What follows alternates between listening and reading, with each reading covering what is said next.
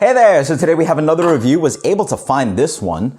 I had to go to GB's for it, and boy, it was not cheap. I think it. You know what? I think the maple one was also quite pricey. So I think it was like 23, 24. You guys post in the comments below. What did you pay for your Kentucky Fog? So this is Goose Island, Bourbon County, Kentucky Fog. So this is one of the variants of the year.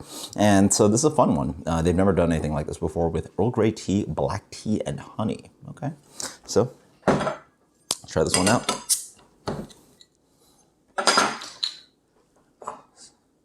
Interesting thing is that despite the addition of tea, they might have like steeped it into the beer because the ABV still sits at 14.1. And I want to say that's about the ABV of the base.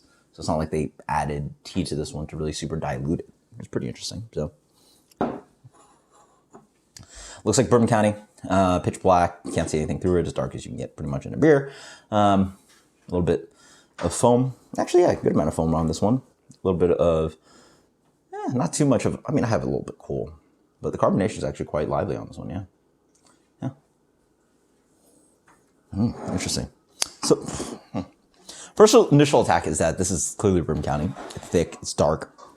Aroma-wise, it is dense, chewy, a lot of dark chocolate, that kind of like Black Forest cake kind of thing, vanilla, boozy bourbon notes. It's got that little bit of hint of dark fruit. It's got that, like, you know, macerated Bing cherry thing. Yeah, it's quite nice. But then underneath you get this, you know, bergamot quality. It's got Earl Grey. It's an aromatically orange peely tea, and it's very distinctive. It is very much Earl Grey. It's Earl Grey. It's, I mean, that, like, there's no other way to describe it. The Earl Grey. It's very interesting. And that's with that thick jamminess of the dark fruit underneath this beer. Quite nice, yeah. Oh, interesting. Okay. So up front, this beer is very herbal. First impression, it's got a lot of that kind of like dried herb character that I associate with just like Eastern medicine. It's like, man, it's an aromatic that like nobody knows what it smells like, and they don't really exist anymore. But I just remember like in Chinatown, like, you know, as a kid, you know, having to go to the store, and it's just like had this rich, dried medicinal, like they're like roots and I don't know what the hell, like dried herbal note. And not even like American herbs, not like thyme, all the pretty ones. These are like, we're talking about like woody. That's what it is. Dried woody. That's a way better note.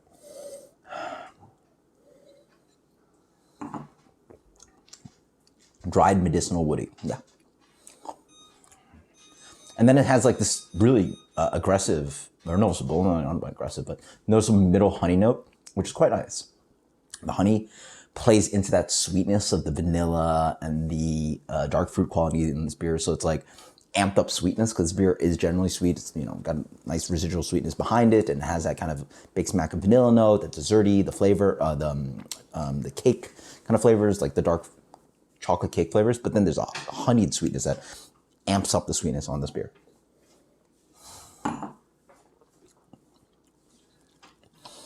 And then there's that, like, I mean, it's like, what is it? Yeah, that classic Earl Grey note. Like, it's slightly minty, slightly citrusy.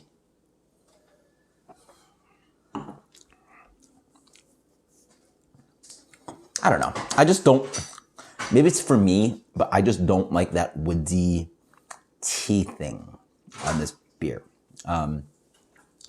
Maybe it's just a bad, like memory association with it. Honestly, it's well constructed. You know, the honey and the tea and all that stuff. Like it's well constructed. I just don't.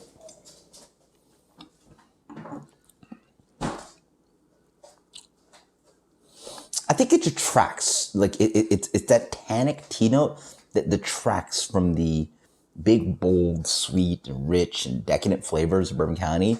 You sort of shorten that with the tannic tea note. But you've tried to amp it up with that honey sweetness, but that dry tannic tea note just doesn't quite work for me. And I think I like it, you know? You'd think that something sophisticated like tea and those flavors would sort of work. And they do work, but for me, I just...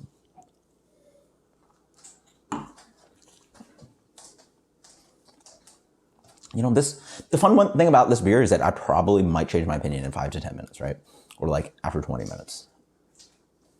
It's got a lot going on. It's got a lot going on. And the worst thing I have to say, I mean, the best thing, I mean, the least I could say about it is that it's very, like, again, sophisticated. It's got a lot of like movement going on the palate, a lot of layers on this one. And I think for a lot of people that just want like big jammy flavors, like, you know, vanilla, and I want like cherry, I want maple, I want coffee, like hit you over the head. This is not that. This is more like, let me think about that. I'm trying. Honestly, as it warms up, the chocolate into the tannic tea makes some sense, and the honey into the berry sort of makes sense. Like the berry dark fruit qualities of this beer. I don't know, maybe I'll update the rating, but this is an ambitious one, and I think it might be a divisive one, but it for sure is very tasty. The fact that I have to waver about it is like, that's a fun part about beer, right? You don't want just initial impressions like, oh, I hate it, I like it, whatever, it is what it is. You want a beer to sort of like talk to you and force you to think a little bit more.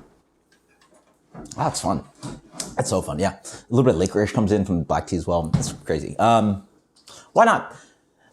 As much as some of the beers are amazing for being obvious, and, you know, Bourbon County coffee, just like obvious, that just flavor works so well, Bourbon County.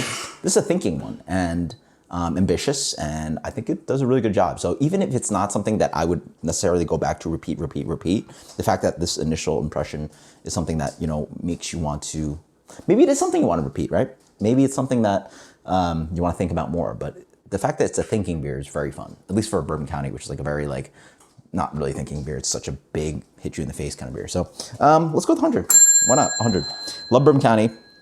Love to think more about Bourbon County, and the fact they've thrown in these flavors to make me think more about Bourbon County is quite interesting. So post your comments below about what your opinion of Kentucky Fog is. Quite interesting. Until next time, guys. Cheers. Later.